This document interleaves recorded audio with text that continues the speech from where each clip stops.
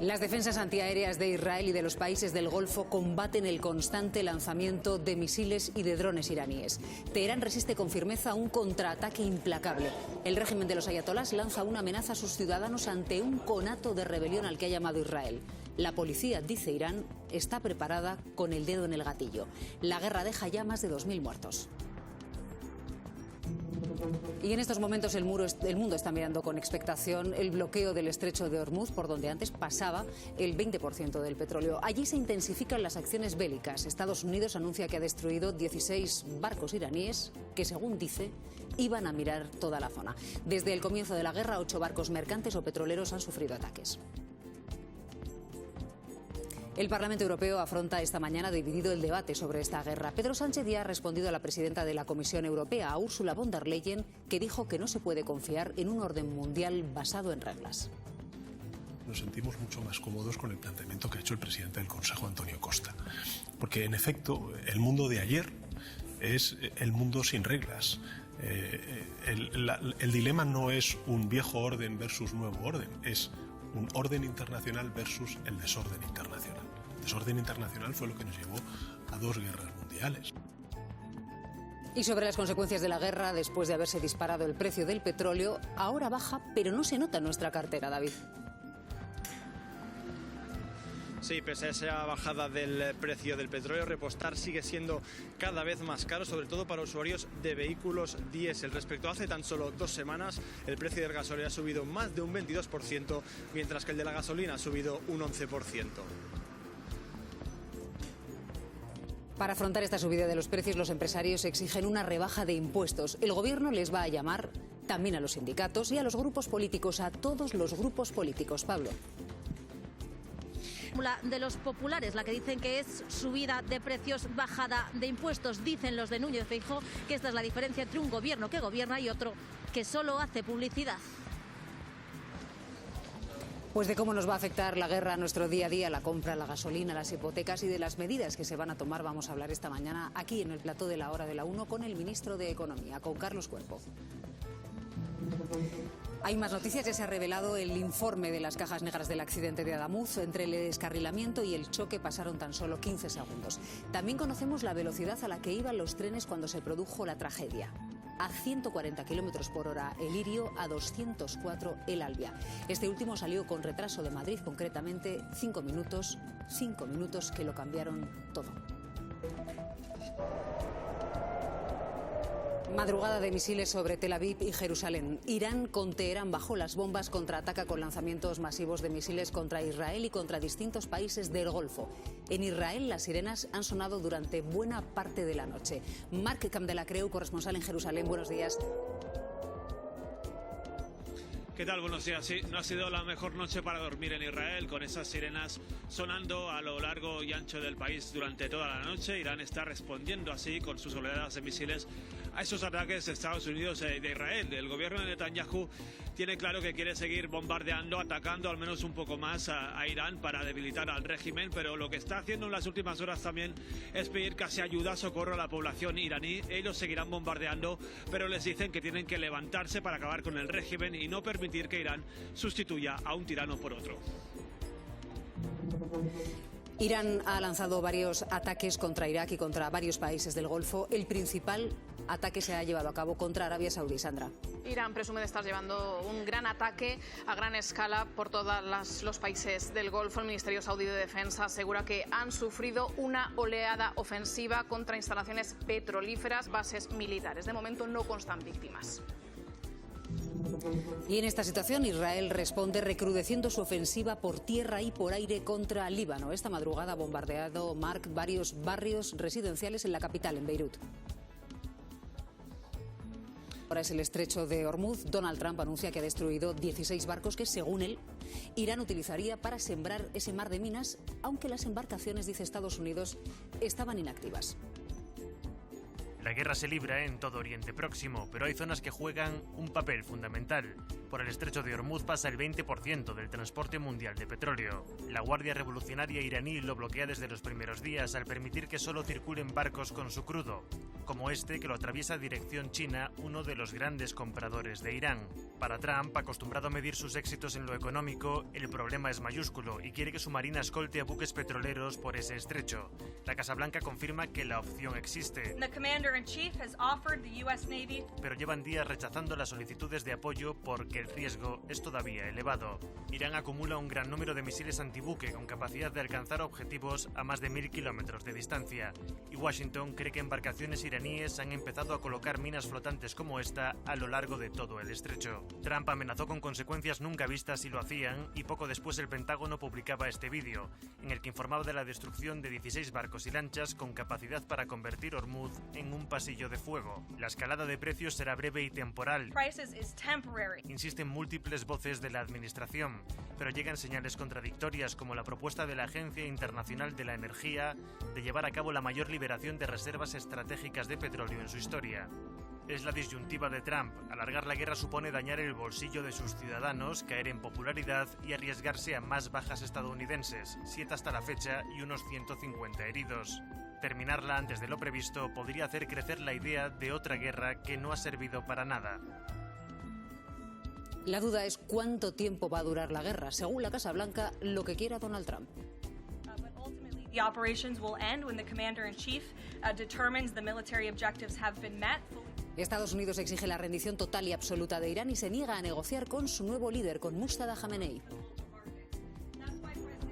La Casa Blanca insiste en que Trump no quiere una guerra larga con Irán, pero el mensaje de Washington es cada vez más ambiguo. Mientras el Pentágono sostiene que los bombardeos se están intensificando, Trump afirma que la operación terminará cuando se cumplan sus objetivos y no cierra del todo la puerta al diálogo con el régimen iraní. Eso sí, ha endurecido mucho el tono y asegura que el nuevo ayatolá difícilmente podrá vivir en paz. La presión de los mercados, el precio del petróleo y la falta de claridad sobre sus objetivos están empujando a Washington a defender a la vez una cosa y la contraria, que aumenta la presión militar pero que no busca una guerra sin fin.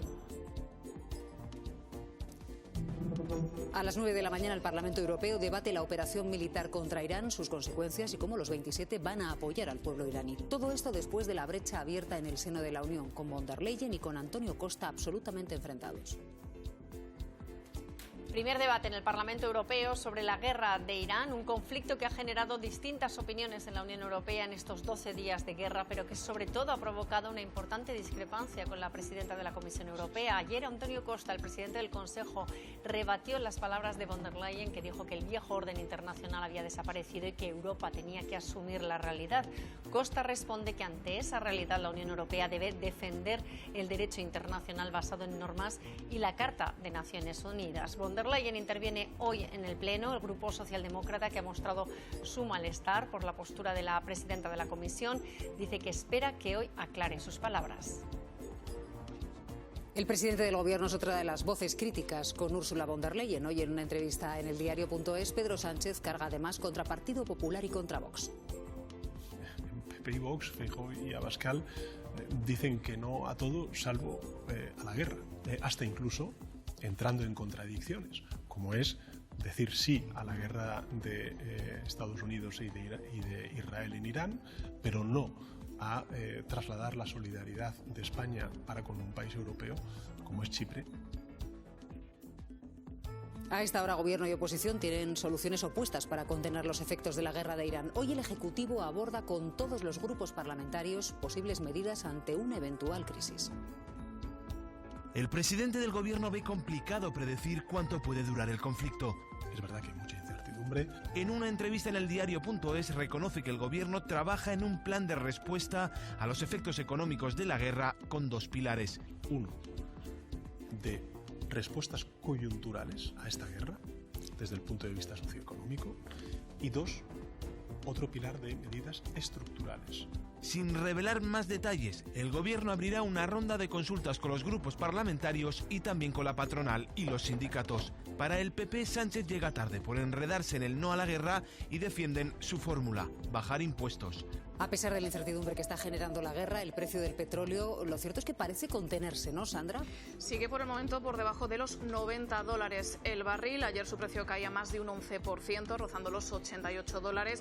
Y ahora mismo se mantiene en esa senda. En estos momentos el Brent se cotiza a $87. Para contener la escalada de los últimos días, la Agencia Internacional de la Energía ha lanzado una propuesta: la mayor liberación de reservas de petróleo de su historia. Esta medida supondría los 182 millones de barriles de petróleo que lanzaron al mercado en etapas durante 2022, durante la guerra de Rusia y Ucrania. Una propuesta que llega después de que ayer los ministros de energía del G7 evitaran acordar esa liberación de reservas estratégicas, solicitando a esta agencia de la energía que evalúe la situación. Hoy los países miembros de la AEI tendrán que tomar esta decisión.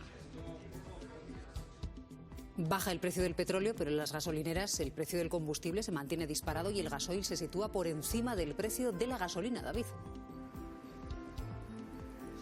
Sí, de hecho, en esta gasolinera, por ejemplo, en la que nos encontramos, el precio del gasóleo es ya 6 céntimos más caro que el de la gasolina. De hecho, desde el inicio del conflicto, la subida de precio del gasóleo dobla a la de la gasolina. En concreto, respecto a hace tan solo 2 semanas, el precio del gasóleo es de media un 22% más caro. Eso significa unos 25 céntimos por litro más, mientras que en la gasolina es un 11% de subida y que supone unos 15 céntimos el litro más. Para que se hagan una idea, el repostaje de un coche puede ser 15 euros más caro respecto al inicio del conflicto, mientras que en el caso de los camiones puede llegar hasta los 300 euros más. Hoy es 11 de marzo y Madrid se prepara para acoger esta mañana el homenaje a las víctimas del mayor ataque terrorista de nuestra historia. Olivia.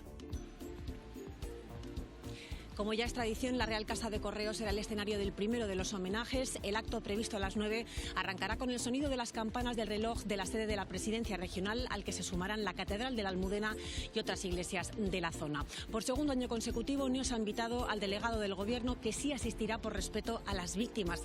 Habrá también ofrendas florales y otros actos en distintos puntos de la capital, como en la Estación del Pozo o en Atocha. Hoy se recuerda a las 193 personas que perdieron la vida y a los 2.000 heridos del peor atentado terrorista de la historia de nuestro país. Y en Castilla y León quedan 3 días de campaña electoral.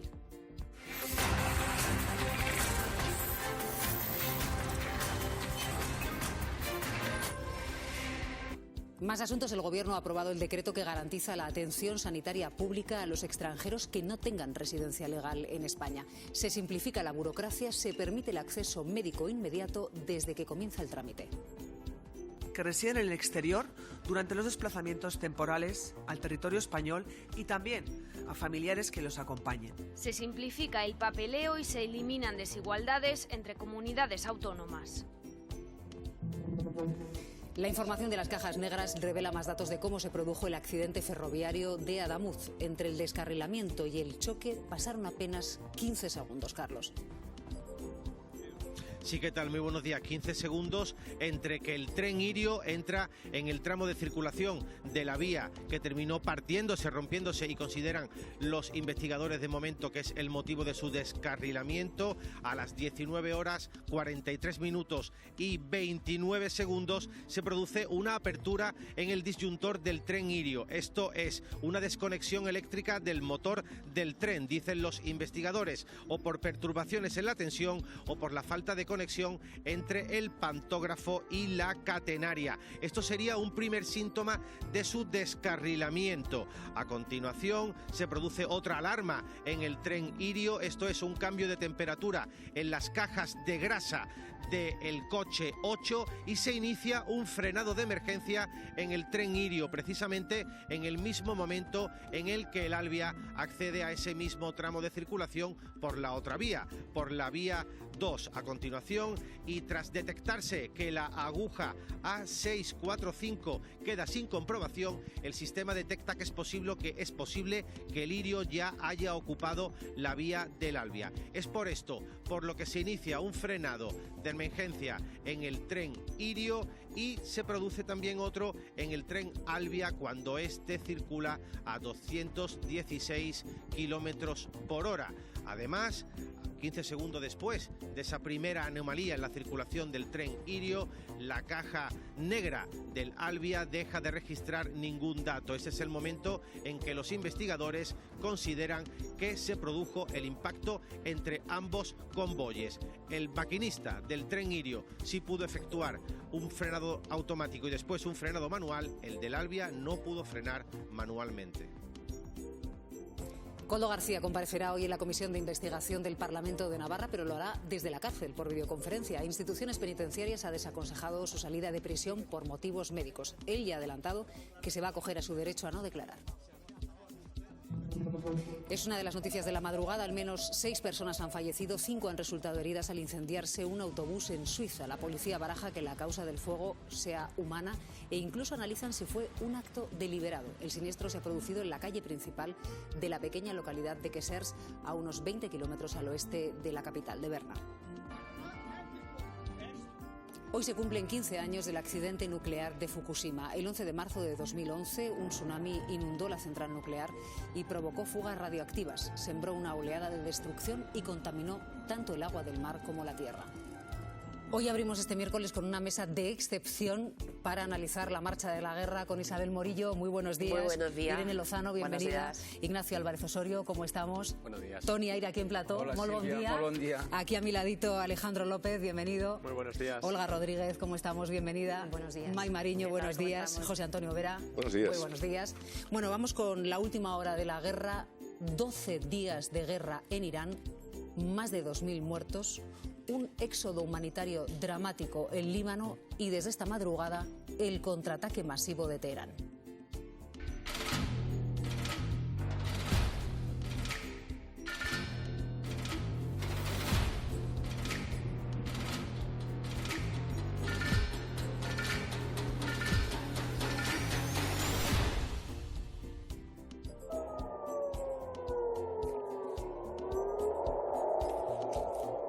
Es la lluvia de misiles sobre Israel, sobre Tel Aviv y Jerusalén y sobre distintos países del Golfo. Misiles iraníes en respuesta en un contraataque masivo de Teherán, que esta noche de nuevo ha pasado otra madrugada bajo las bombas. La noticia, como decíamos a esta hora, Alejandro, precisamente es este contraataque masivo de Irán. Ha lanzado una lluvia de misiles en 2 direcciones opuestas. Israel, por un lado, distintos países del Golfo e incluso Irak. Sí, esto nos hace ver que en ningún caso Irán tiene intención de parar las respuestas que está dando sobre los ataques de Israel y Estados Unidos. Primero, porque todavía no ha conseguido esos objetivos que decía que quería imponer. Es decir, hacer más costoso todo el gasto político, ¿no?, que le suponga a Estados Unidos y a Israel la intervención. Esto se traduce en que van a seguir atacando los países del Golfo, las instalaciones energéticas, y ahora vamos a seguir poniendo el foco en el estrecho de Hormuz porque se está recrudeciendo mucho la situación ahí. Y por otro lado, porque sería darle de alguna manera una victoria política a Trump, que lo que quería era hacer algo quirúrgico sin un gran coste, y vemos ya los 12 días que se representó en la guerra del 2025, la guerra de los 12 días, que se van a superar hoy. Así que pues creo que vamos a un escenario más largo. El objetivo de Irán, Olga, es desgastar por completo a Estados Unidos, no enfrentarse frontalmente a él. El objetivo de Irán es resistir y no caer, porque está en juego su propia existencia. El objetivo de Israel y de Estados Unidos, que son los que iniciaron los ataques ilegales contra Irán, es tratar de debilitar muchísimo al régimen iraní, pero también, en la medida de lo posible, sobre todo por parte de Israel, observar y contemplar y conseguir una fragmentación del Estado iraní, que es un Estado fuerte, aunque esté muy debilitado por las sanciones y por todo lo acontecido en los últimos años, y de esta manera Israel poder acceder a más hegemonía regional. Es un guión escrito, esto no es una conjetura, es decir, esto lo dicen abiertamente dirigentes israelíes y sabíamos, de hecho, que después del genocidio en Gaza esto iba a llegar. Aquí creo que tenemos la obligación de preguntarnos, ¿se podía haber evitado? Y la respuesta es sí. Y otra pregunta, ¿se puede evitar algo peor? Y la respuesta es sí, todavía estamos a tiempo, pero para eso se tiene que apostar por una desescalada inmediata y por el cumplimiento del derecho internacional. Y esto implica no solo el cumplimiento del derecho internacional con respecto a estos ataques ilegales contra Irán, sino también con respecto a Palestina. Claro, ahora mismo es la noticia de última hora Irán presume de estar llevando a cabo una nueva oleada de ataques a gran escala, como les decimos, desde esta madrugada, lanzando misiles contra Israel, contra Irak, contra países del Golfo. El principal ataque, Sandra, lo ha llevado a cabo Irán contra Arabia Saudí. De hecho, el Ministerio de Defensa saudí asegura que han sufrido una ofensiva contra sus instalaciones petrolíferas, una base militar, como el Centro de Apoyo Diplomático de Bagdad, que es un gran complejo logístico utilizado por el personal estadounidense cerca del aeropuerto de la capital iraquí. Allí aseguran que no constan víctimas. Estamos hablando, Ignacio, de más de 1.500 muertos reconocidos por distintas organizaciones humanitarias en Irán, pero Irán da la sensación de que no va a dar un paso atrás, todo lo contrario, desde hoy ha dado un paso adelante. Sí, se demuestra que los cálculos estaban errados. Se decía que el régimen se iba a desmoronar como un castillo, erróneos, y estamos en una estrategia, ¿no?, de escalada que se va a contagiar al resto de países de la región, y a pesar de esos llamamientos. Que Kaine no quiere pasar a la historia como un personaje que fracasa en este frente y tira para atrás. Hace 2 días te decía, ya te daba por finalizada la guerra, pero es que esto no va así. Es decir, él no decide seguramente cuándo se acaba la guerra. Él quería algo rápido, pues parece que Irán, que conoce al personaje, te está diciendo que eso no va a ir en esta dirección. Irán dice que está preparada para resistir. Desde su fundación en los años 70, la República Islámica de Jomeini fue diseñada para resistir. De buques petroleros, pero también en almacenaje secreto de misiles balísticos o en armamento barato. El dron Shahid, que invadió la base militar en Chipre, puede costar hasta 7 veces menos que los proyectiles para neutralizarlos. Las Fuerzas Armadas iraníes no permitirán la exportación de un solo litro de petróleo desde la región, ha declarado un importante comandante de los Guardianes de la Revolución. Su objetivo es arrastrar al enemigo a una larga guerra de desgaste, herir a sus rivales con las subidas del precio del petróleo, el gas, el uso prolongado de munición o el impacto político en sus países. El enemigo americano sionista se está quedando sin munición y ahora quieren salir de la guerra, pero será Irán quien determine cuándo termina esta ofensiva, han comunicado las Fuerzas Armadas. Una fuerza paramilitar de 150.000 tropas independientes en la que los altos mandos tienen hasta 4 posibles reemplazos en caso de muerte. Por ello, la caída de su gran líder, incluso quien representaba al propio guardián del Mesías chií, nunca iba a significar que la lucha de la República Islámica se daba por terminada. Claro, hablemos de cómo se organizan los mandos militares en Irán, Alejandro, porque quien piense que son un ejército perfectamente verticalizado, eso es un tremendo error, ¿no? Irán ha estado estudiando mucho tiempo cómo puede atacar Estados Unidos y tiene los mandos disgregados, cada uno es autónomo del otro. Sí, esa es precisamente la estrategia que creemos que ha empezado a aplicar el líder supremo desde la guerra del 2025.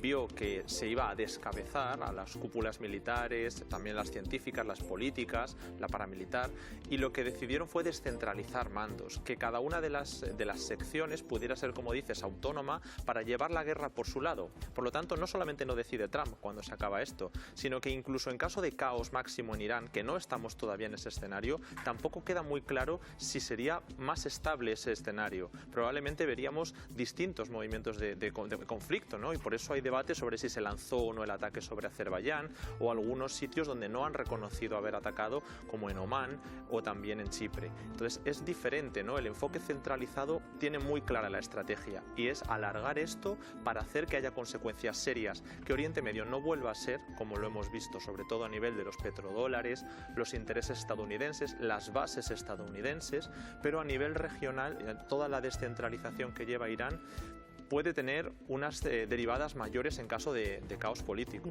Claro, eso explicaría también que ellos están desconectados del poder político. Y eso explicaría, decía, claro, por qué el presidente iraní decía no vamos a atacar a nuestros vecinos y el ejército seguía atacando, ¿no?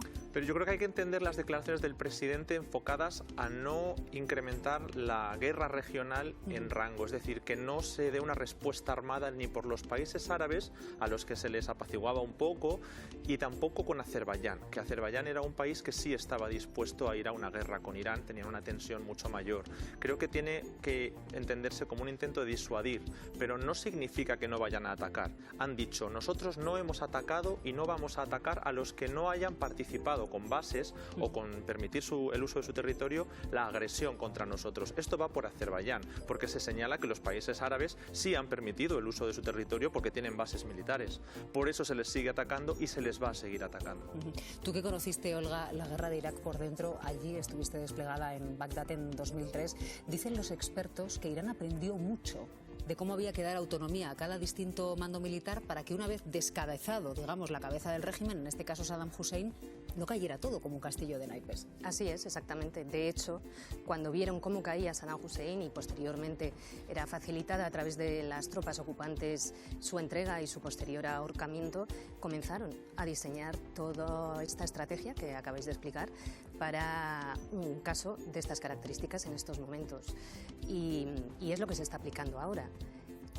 Creo que tenemos que pensar también cómo comenzó esto, porque sí que siempre, en cualquier conflicto, cuando hay un ataque, y en este caso los ataques violando el derecho internacional de Israel y de Estados Unidos, si queremos que haya una desescalada, habrá que empezar con 1000 veces. Bien, ¿qué se puede hacer para conseguir una desescalada? Que todas estas violaciones del derecho internacional, que están absolutamente tan normalizadas que ni siquiera muchas veces hablamos de ellas, dejen de ocurrir, ¿no?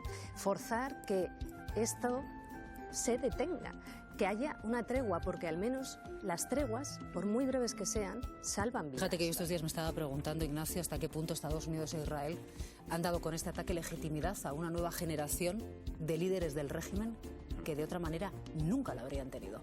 Bueno, la respuesta siempre es parecida, ¿no? Cuando hay un ataque por parte de una potencia europea o por una potencia regional, lo que haces es, de alguna manera, cohesionar al régimen y también cohesionar a la población. Eso es evidente, ¿no? Entonces, bueno, probablemente el efecto sea el contrario al deseado, ¿no? Es decir, que eso no va a conseguir provocar un levantamiento, sino más bien que el régimen se cohesione mucho más y también la población se aglutine en torno a ese régimen. Estábamos hablando de un paso estratégico, el paso del estrecho de Hormuz, donde hasta antes de la guerra pasaba el 20% del petróleo mundial. Donald Trump anuncia que en las últimas horas ha bombardeado 16 buques que, según él, estaban sembrando de minas esa parte del mar. Ante la sospecha, Estados Unidos responde y lo hace así. Según este vídeo distribuido por el Pentágono, han destruido 16 embarcaciones del régimen islámico tras asegurar que los iraníes han colocado minas en el estrecho de Hormuz, punto estratégico en materia energética. Una quinta parte del petróleo mundial transita por sus aguas. Ataques que el mismo Lando sin señales de tregua. Son 16 barcos, Alejandro, que ha eliminado Estados Unidos, que dice que estaban sembrando minas, o que podrían, mejor dicho, sembrar minas, pero que a la vez reconoce que estaban inactivos. Pues es que esto todo es lo contrario a una desescalada. Si nos está diciendo Trump que ya está cumpliendo los objetivos o que quiere algo breve o que esto se acaba cuando él diga, por aquí no es. Porque desde luego, si es cierto que Irán está minando el estrecho o lo acaba haciendo en algún momento, se acabó lo de dejar que pasen algunos buques en función de condiciones políticas. Es un bloqueo completo y esto va a afectar. No, tienes que destruir todos los hilos, las casi ciudades que hay subterráneas en Irán. Necesitas muchísima más intervención para conseguir los objetivos. Pero es probable una invasión terrestre de Irán, porque el propio régimen de los ayatolá dicen, pasen que aquí les esperamos. Quiero decir, es el peor escenario, ¿no?, para unas tropas invasoras. Es probablemente el peor escenario porque además es que no encaja con el modus operandi de Donald Trump el querer comerse una guerra como la de Irak o como la de Afganistán. No solo porque no le gusten las guerras interminables, porque ya hemos visto que ha iniciado conflictos sin pensar en las consecuencias, sino por el coste político, económico y militar que podría tener una intervención con invasión terrestre, porque necesitas tener tropas en el terreno. Es como si quieres llevar a María Corina Machado o quieres llevar a Reza Pahlavi, necesitas llevarlo y controlar el territorio con fuerzas. Es que fíjate que en esto siempre tienes que preguntar qui prodest, ¿no?, quién gana, y en esto es evidente que Donald Trump no gana a medio término, tiene las elecciones, pues no queda mucho para ello. Además, tenemos un montón de estudios que te apuntan y de casos específicos en los que un presidente que se mete en un conflicto de estas características antes de unas elecciones no sale bien parado. Por tanto, Donald Trump no le conviene y por tanto aquí está la figura de Benjamin Netanyahu, que es como un elemento que parece que ya no puede pueda vivir políticamente sin guerra, ¿no? Y es un concepto importante porque, vamos a ver, el efecto rolling around the flag, es decir, cómo compactas a tu país detrás tuyo, es algo también clásico que ahora la parte más dura del régimen iraní intentará aprovechar. Es evidente que está desgastado, es evidente que estaba contestado, es evidente que también ejercía una violencia sobre su población que hacía difícil la contestación, pero ahora mismo lo que estás generando es esa compactación, ese dar un nuevo relato a una nueva generación de dirigentes iraníes para resistir, para erigirse como los defensores de la bandera y pueden tener un recorrido, cosa que sin miedo a consecuencias eso no se aplica a Donald Trump, ¿no? Por lo tanto, yo creo que la figura de Benjamin Netanyahu es importante y sobre todo también cómo nos justificarán este ataque y que dure, ¿no? Porque nos han venido los ecos de las armas de destrucción masiva en su día, ahora nos decían que iban a desactivar su capacidad de armamento nuclear, todo eso va a pasar. Estamos en una primera fase, pero si esto siga escalando pueden pasar muchas cosas después. En esos briefings la administración Trump está dejando claro una obviedad y una realidad, ¿no? La fortaleza, la superioridad militar de Israel y de Estados Unidos. Eso no significa que Irán no pueda resistir. Irán resistió durante 8 años de guerra, una guerra de desgaste planteada como tal por el propio Washington entre Irak e Irán. Washington armó primero en los años 80 a Saddam Hussein para que luchara contra Irán y en un momento dado, cuando había un desequilibrio, la CIA también introdujo armamento a Irán para que esa guerra continuara desgastando a dos potencias regionales. Y ese es el objetivo de Israel, porque en ese desgaste, incluso fragmentación, incluso derrumbe del Estado iraní, Israel puede garantizarse ya esa hegemonía regional, esa anexión ilegal de territorios palestinos y de los altos del Golán sirios e incluso más allá. Por lo tanto, a día de hoy, la administración Trump está diciendo que ese borrador no está descartado y ese sería ese escenario de caos en el que Israel se maneja muy bien. ¿Qué ocurre? Que sabemos cómo comienza una guerra pero nunca cómo termina. Hablabais antes, yo recuerdo en 2003 estar en Bagdad anodadada después de semanas de bombardeos y el caos que surgió posteriormente y Bush diciendo que la guerra había terminado, que había sido breve, limpia y exitosa y acababa de comenzar y por delante luego llegaron años de horror, cientos de miles de muertos, caos y fragmentación en Irak que ha tenido consecuencias y que sigue teniendo consecuencias hasta hoy en toda la región. Claro, porque nosotros estamos viendo distintos frentes, ¿no? Estamos viendo el frente de Irán, el frente de Líbano, estamos viendo el frente del Golfo, pero hay unos frentes que se están activando. Los de las milicias chiíes en Irak, por ejemplo, donde hay una mayoría chií muy importante, que es un país donde empieza a haber un run de levantamiento precisamente porque les parece injusto el ataque a Irán, Ignacio. Sin duda. Durante mucho tiempo Irán apostó, ¿no?, por esa carta del eje de la resistencia, por una serie de satélites regionales. Algunos están en una posición pues más debilitada, sin duda alguna, como es el caso de Hezbollah o los hutíes, pero en cualquier momento esos frentes se pueden activar.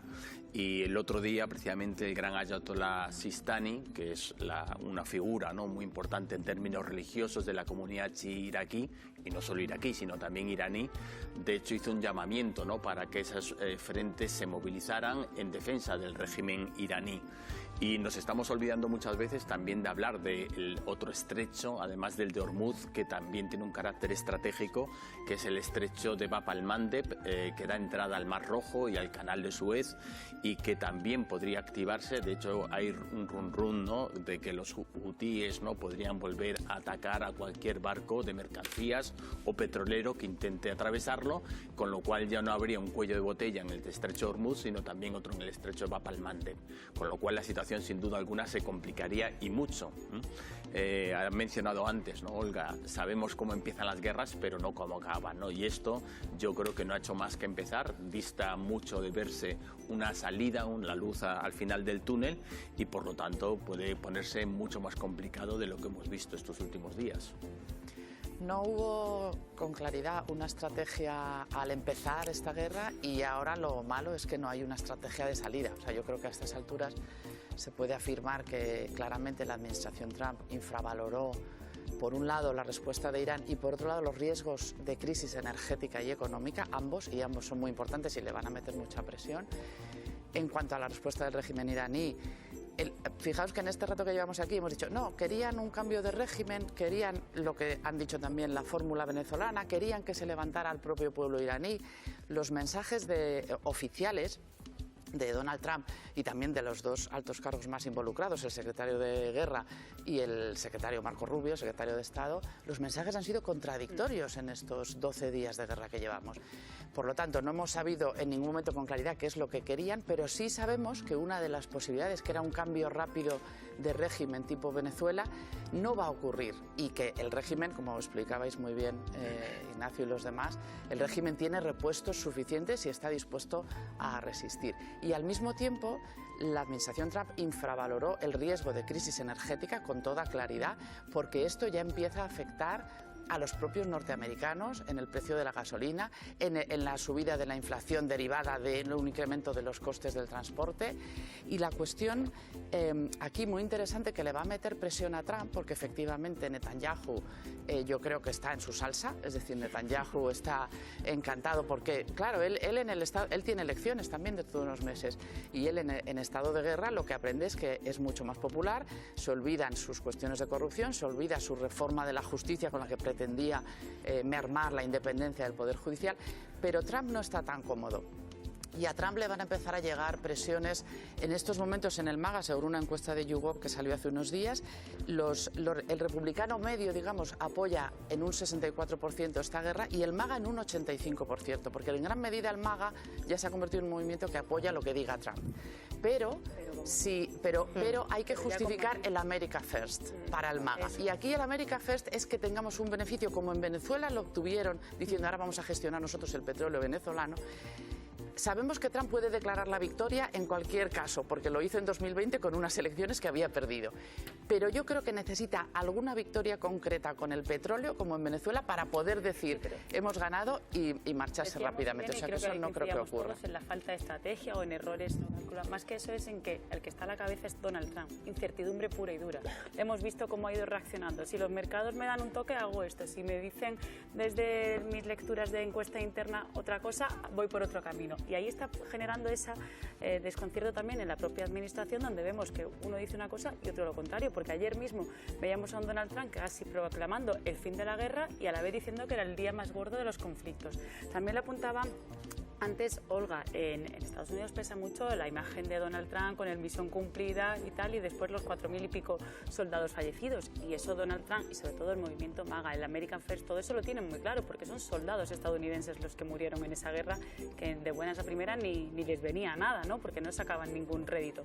Entonces todo eso en un contexto interno, que no se nos olvide, que declaró esta guerra, hizo este ataque ilegal de la mano de Israel, o más bien Israel de la mano de Estados Unidos, porque los datos internos iban a cada vez peor, la popularidad bajaba, tiene elecciones tanto uno como otro muy próximas, o sea que también hay que ver estos movimientos internos que son los que están condicionando que Trump vaya dando los pasos según él considere y que a los demás los tengan en desconcierto.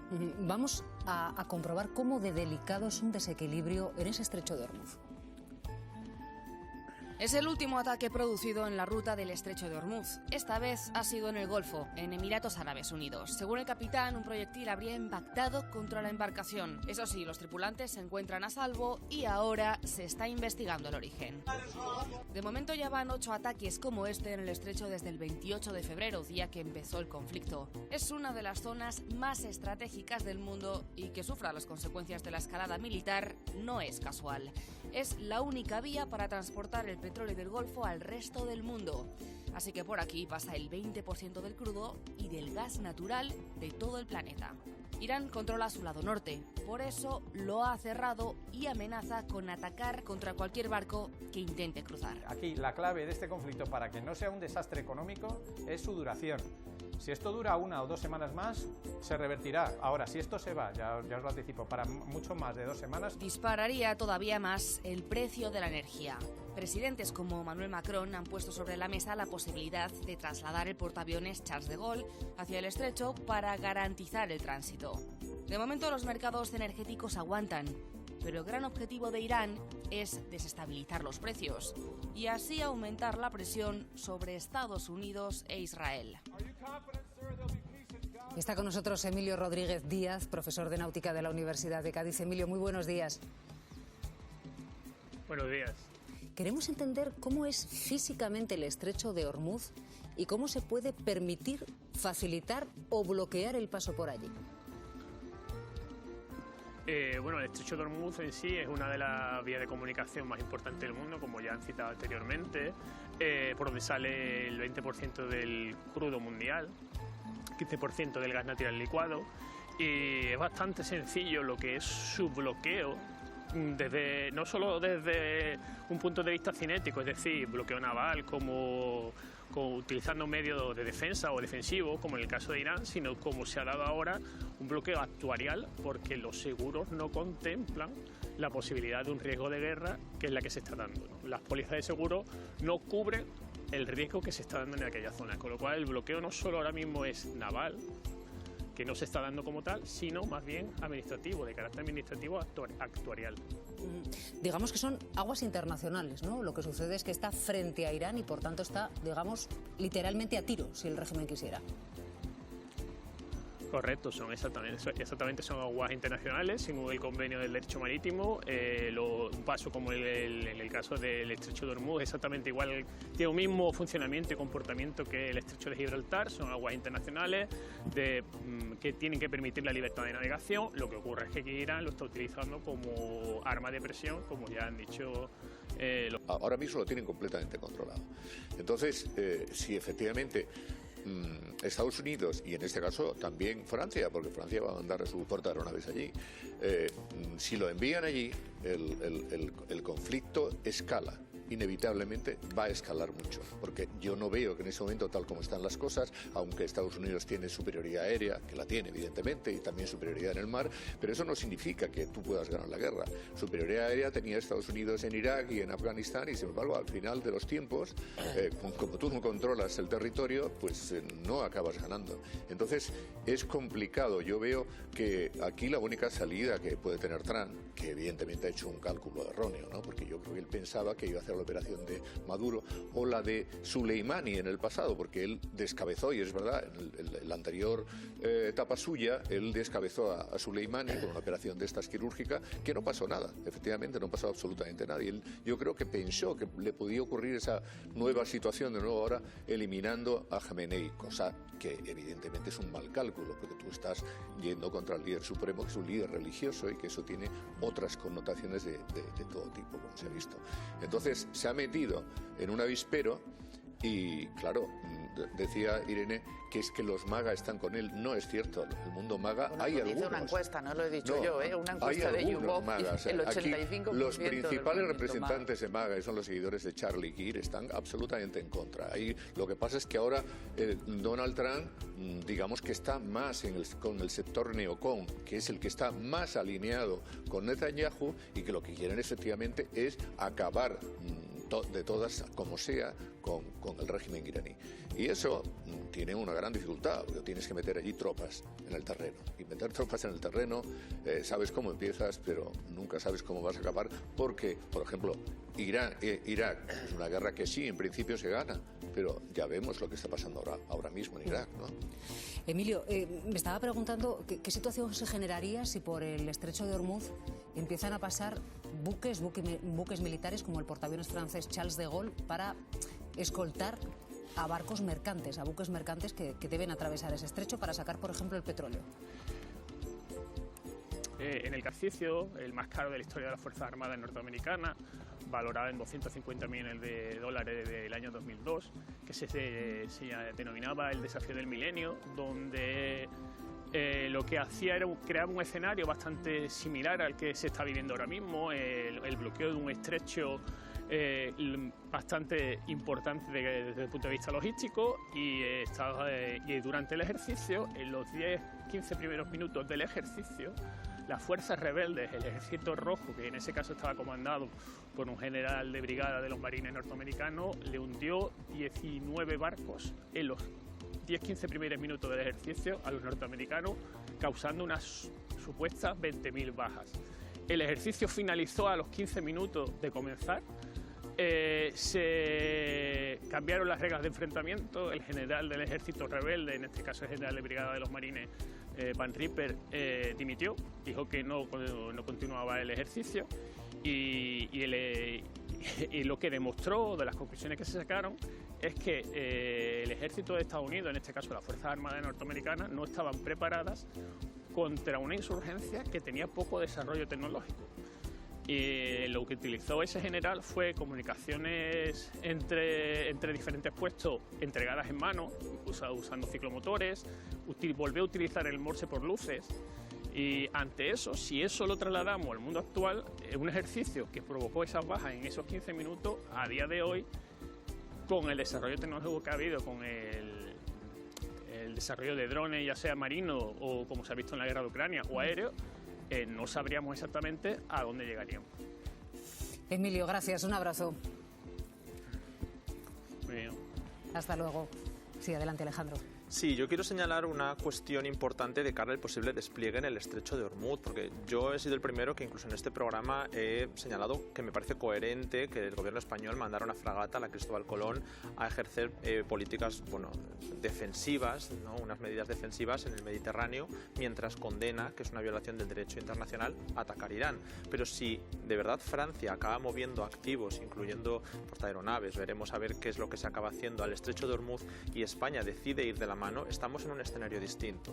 Estamos en un escenario en el que Francia tiene unos intereses diferentes a los que tiene España, lo ha señalado con Reino Unido y con Alemania. No es solo defender el Mediterráneo, es también acabar con las capacidades lanzamisiles y de drones de Irán, y esto, aunque no sabemos si va a llevar acciones ofensivas, desde luego sitúa a España en un escenario que sí que es el teatro principal de operaciones, con más de 10 países en guerra y un potencial minado en el estrecho de Ormuz. Entonces hay que diferenciar escenarios también. Los riesgos son enormes y en el momento en el que se está en ese escenario no se sabe qué va a ocurrir, porque si tienes que interceptar un misil o un dron, a partir de ese momento ya estás involucrado, ¿no? Trump ha dicho muchas veces que está muy interesado en el acceso a recursos, a yacimientos, a minerales críticos, a tierras raras, a gas, a petróleo y en el control de rutas.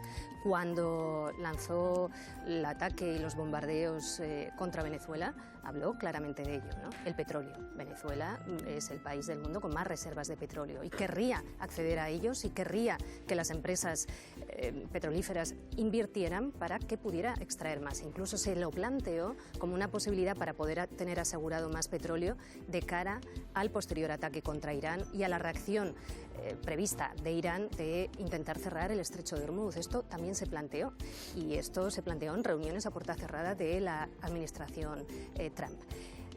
Trump quiere obstaculizar el crecimiento de la hegemonía económica china y por eso está poniendo la lupa, por ejemplo, en Panamá, donde China tiene negocios, está poniendo, por supuesto, la lupa en el Indo-Pacífico y también en Oriente Próximo, donde le vendría muy bien que Israel consiguiera reforzar esa hegemonía regional definitivamente para poder centrarse en Latinoamérica y en el Indo-Pacífico. Todo esto no son conjeturas, insisto, es la estrategia de Trump expuesta abiertamente. Las consecuencias pueden ser terribles y para Europa también, porque además, cuanto más dure esto, va a haber, por supuesto, personas refugiadas que tengan que huir y va a haber un desequilibrio en los precios y en el flujo de materias energéticas importantísimas para la población europea. Y no debemos olvidar una cosa más. Dos potencias que son las que han iniciado este ataque ilegal, que son Israel y Estados Unidos, tienen armamento nuclear. Se habla mucho del programa nuclear de Irán, que no tiene armamento nuclear, pero Estados Unidos e Israel tienen armamento nuclear.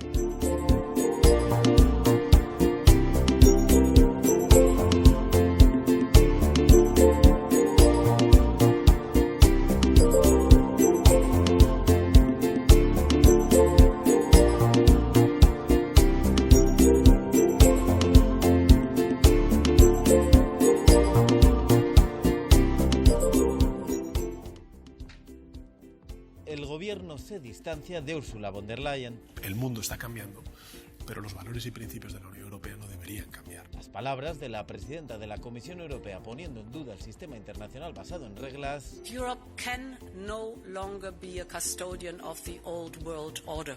Han resquebrajado la buena sintonía que ella y Sánchez exhibieron en la anterior legislatura. El dilema no es un viejo orden versus nuevo orden, es un orden internacional versus el desorden internacional. Un apoyo que sí encuentra en su familia política española. El PP comparte sus palabras. ¿Tiene que quedarse Europa llorando en una esquina? Es que no se cumplen las reglas. No, eso es lo que ha dicho la señora Ursula von der Leyen. A diferencia del Ejecutivo, que se opone a esa postura y se posiciona con Antonio Costa. We must defend the rules-based international order. El presidente del Consejo Europeo insiste en la importancia de defender el orden internacional basado en normas, porque el eco de las palabras de von der Leyen también ha agravado las grietas dentro de la Unión Europea. It was not the most adequate manner to express herself. Rivera, vicepresidenta de la Comisión, cree que la alemana no se expresó de la mejor manera y considera que las declaraciones de la presidenta no fueron acertadas, igual que los socialdemócratas europeos que con sus votos respaldaron a Ursula von der Leyen y ahora se muestran preocupados por sus declaraciones. ¿Cuál es la alternativa? Las reglas impuestas por Putin, Trump o Netanyahu, basadas en las amenazas y en la inseguridad. Y esperan una rectificación. Tiene prisa, que tiene que irse a la reunión con la CNMC, ¿no? Nos decía. Exacto. Bueno, gracias por habernos acompañado. Antes de seguir con más actualidad, también queremos darles un día más las gracias a todos ustedes. Sandra. Sí, porque la hora de la 1 sigue siendo la referencia informativa para los espectadores y en especial estos días con tanta información en directo sobre lo que está sucediendo en Oriente Próximo. Ayer logramos un 21,3% de share, fuimos el programa más visto de la mañana y tuvimos una media de 453.000 espectadores que a lo largo del programa llegaron incluso a ser más de 1.600.000. Pero este dato todavía tenemos que aumentarlo si sumamos a nuestra emisión en simultáneo con el canal 24 horas porque llegamos hasta un 25% de share y casi 2 millones de espectadores únicos. Y hoy mismo, como nos comentaba el ministro de Economía, el Gobierno emprende una ronda con el resto de los grupos parlamentarios para ellas. El Gobierno cree que si saca un escudo social ahora, igual hay que modificarlo al siguiente susto en el estrecho de Hormuz. Estamos desde el Gobierno monitoreando absolutamente todos los datos económicos, el precio del crudo. Es momento de analizar y de dar una respuesta adecuada. Voy a llamar por teléfono a todos los portavoces de los grupos parlamentarios para pedirles propuestas. A Vox también. A Pedro Sánchez le gusta más una guerra que a un tonto un lápiz. Esta vez el Gobierno no quiere problemas en el Congreso para aprobarlo. Todas las medidas que hemos desplegado en los años anteriores están encima de la mesa. Llegamos tarde. El escudo tiene que venir ya. Sánchez ha reunido al Consejo de Ministros y ha perdido la oportunidad de aprobar medidas reales. Hace 12 días exactos que votaron en contra del escudo social. Este escudo sí tiene que salir. El Gobierno pide ideas. Izquierda Unida además presentará el lunes 15 medidas. Rebajando el IVA de la energía al 10%, eliminando el impuesto de la generación eléctrica y duplicando la deducción por hijo en el IRPF. Que no deja de ser su receta de siempre. Bajar impuestos y poco más. Bajar los alquileres por ley un 40%. Oiga, ¿hay algo más comunista que eso? Una empresa pública de energía sobre la nacionalización de Repsol. Un impuesto a las grandes empresas que facturan más de 100 millones de euros de la distribución de productos alimentarios. Pues Mercadona factura casi 42.000. Estaríamos encantados del IVA cero. Y si tiene que subir precios, dice, los subirá. Y en general... No necesitamos bonificaciones. La lógica es que se reduzca lo que es el IVA. IVA cero no quiere decir que bajemos el precio de la gasolina, del gasoil o el precio de la leche, de los huevos. Este debate no podrá contar con Vox. El PP se lo está pensando, como el PNV y Junts. Sánchez comparece el 25 de marzo, pero Moncloa no aclara si para entonces habrá un escudo presentable. Se incorporan a la mesa de la hora de la 1 María José Pintor, bienvenida, muy buenos días. Buenos días. Y Julio César Herrero, ¿cómo estamos, Julio César? Tremendo. Bueno, antes de nada, ¿qué opináis de las medidas que se están poniendo sobre la mesa desde un partido político, desde el gobierno, la oposición? Hay varias. ¿Qué os parecen, Julio César? Pues uno tendería a imaginar que... 776-781. Contacta conmigo sin ningún compromiso. Estaré encantado de atenderte. Muchas gracias. Francisco Javier Herrero Arribas. Javi Momboro Pulverin. Carrion de los Condes. Online store. Momboro Moda Capricho. MomboroModaCapricho.com. Personalized items Momboro Pulverin. MomboroModaCapricho.com. Home Momboro Modas shop new arrivals. Visit my website. Catalog also available on WhatsApp.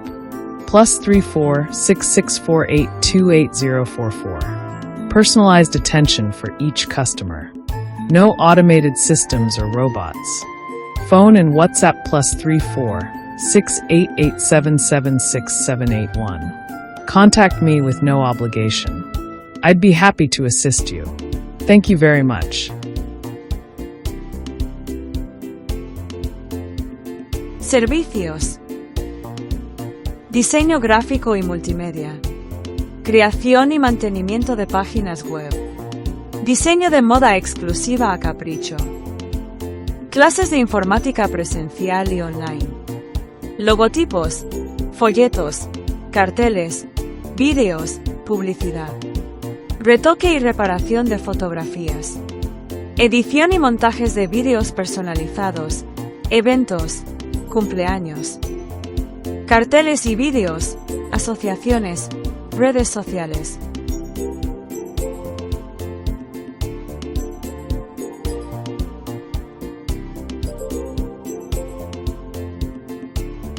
Solicita información sin compromiso. Muchas gracias.